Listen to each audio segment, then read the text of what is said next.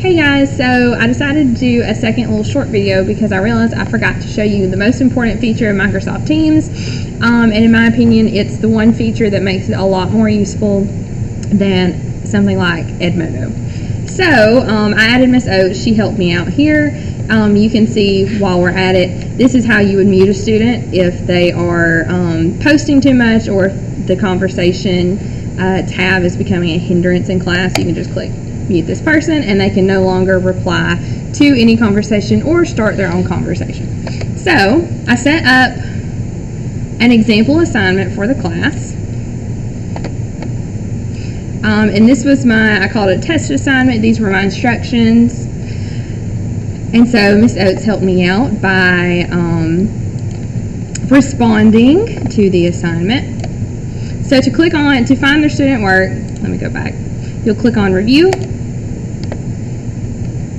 and it will tell you she turned it in on time, but if she would have turned it in past the due date, if you have late turn in selected, it would have a little red icon, like a little red circle with an exclamation mark, and it tells you that the student did turn it in late, but they were still able to submit it. So click on turned in, and it shows you what they uploaded.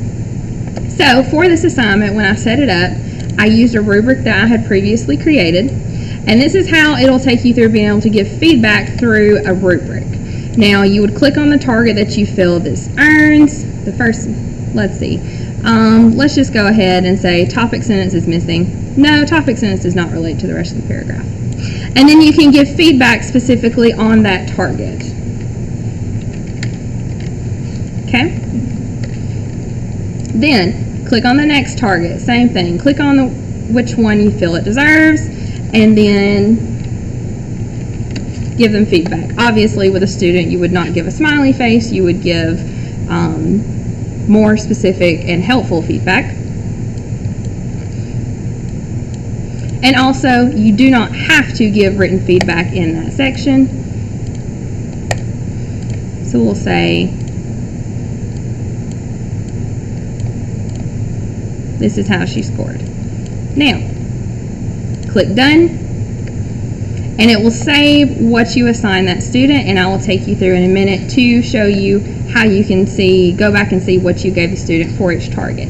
Now, the really cool thing about Microsoft Teams is this. Whatever platform you have them turn something in on, if it's a Microsoft base like Word, you can actually give direct feedback to the thing that they turned in directly on it, as if you were writing on it, as if they had submitted something and you were giving written feedback. And you can do this using the review feature for a comment. So let's see, right here. So a comment here is that Miss Lynn needs to be capitalized. Okay? And so now you posted a comment on their work. The student can see your comment. They can actually reply to it, but it timestamps the comment so they know exactly when you were looking at their work, exactly when you sent them feedback, and then they can reply, or you could request that they reply in the comment, or you could provide an example for how they can fix it. So with writing, maybe they have a big issue with dangling modifiers.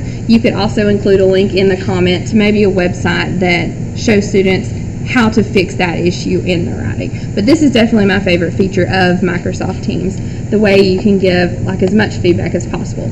So back over here, it saves all of your comments. If you'll go back over here, we've gone through the rubric, we've selected the targets that Miss Oates has earned. And then in feedback, this place is usually what I use for general feedback, like the overall, how I feel they did, maybe what they did well, very quickly what the biggest thing they needed to work on. But like I said, the rubric and the comment feature on different Microsoft applications can let you give more specific feedback. So over here, I usually try to keep it pretty general. Okay, and I think that is everything you need to know. Thank you.